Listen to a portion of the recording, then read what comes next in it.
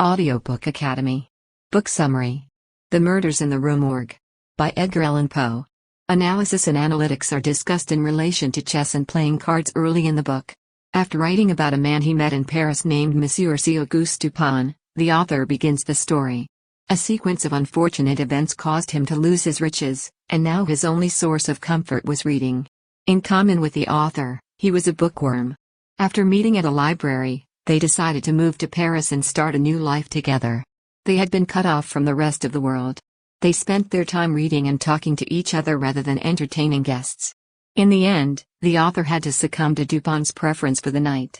At night, they would close the curtains and make the room dark so that they could imagine what it would be like at night, and then they would go outside and have a conversation. Dupin had a keen eye for the author's thoughts and could follow them exactly. When they were out strolling one night, after about 15 minutes of stillness, they suddenly started talking about Chantilly.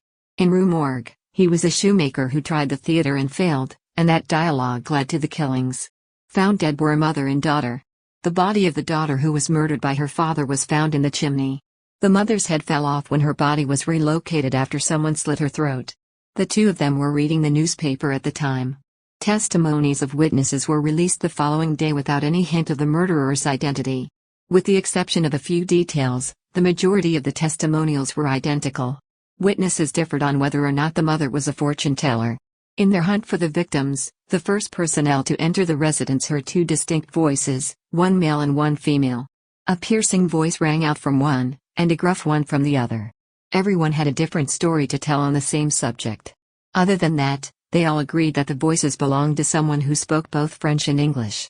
Nobody has a clue as to how the assailants got away from the premises. A murder investigation was in progress, although the police weren't sure if it was one. The mother's bones were crushed and her throat was probably chopped with a razor when her daughter's body was found in the chimney. Adolphe Lebon was taken into custody despite the fact that there was no proof linking him to the crime. Upon questioning Dupin about his thoughts on the alleged murder, the author learned that Dupin had become more interested in the case after learning of the arrest of the accused killer. No matter how hard they tried, they couldn't come up with a solution. Dupin slammed the French police for bragging about their tactics and claimed that the only thing they had going for them was a nice moment. Because Lebon once did him a favor, he invites the author to join him in investigating the murder. They were given the go-ahead to conduct their own investigation because one of the investigators knew him. They went to the location of the crime and sifted through everything there was to look for clues. The author was baffled as to why Dupin was doing his investigation in such a thorough manner. Nothing in the article differs from what the newspaper reported. After midday the next day, Dupin kept quiet about the murder. "Is there anything strange you noticed?" he wanted to know. Dupin held the newspapers responsible for the police's belief that the case was unsolvable. This case appears to be a dead end because of a lack of motives, conflicting statements regarding the voices, and conflicting evidence, according to the newspaper. According to Dupin, either he'll find a solution soon, or he already does. Astonished, the author told Dupin he expects to find the culprit or an accomplice. Because they had to keep him in, both of them had to give up their guns.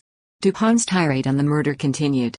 It was pointed out to the author that everyone agreed that one voice was French, and no one wanted to state that the other voice belonged to their country. Even though they had never heard the language before, they all pointed to it.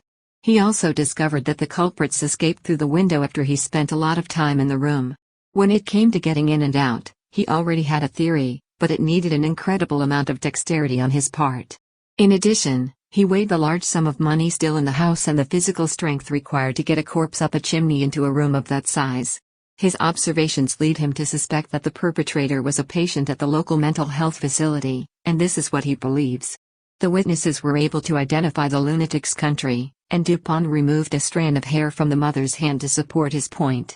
The fingerprints on the daughter's neck were not human, and neither were these. According to Dupin, the author's daughter's fingerprints matched those of an orangutan from the islands. The author was still baffled by the two distinct voices.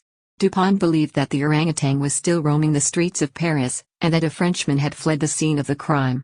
He advertised in the papers that he had a sailor's orangutan living in his apartment. When he discovered a ribbon tied in a specific knot that only sailors know how to tie, he came to this conclusion. When they heard footsteps, his suspicions were confirmed. A sailor was looking for an orangutan when he entered their flat. He promised them a reward if they could locate the animal, and they gladly accepted. He begged him to tell them about the murder instead of money. He locked the door and put his gun on the table before leaving. It was the sailor's story that he caught the beast with the help of a friend who later died.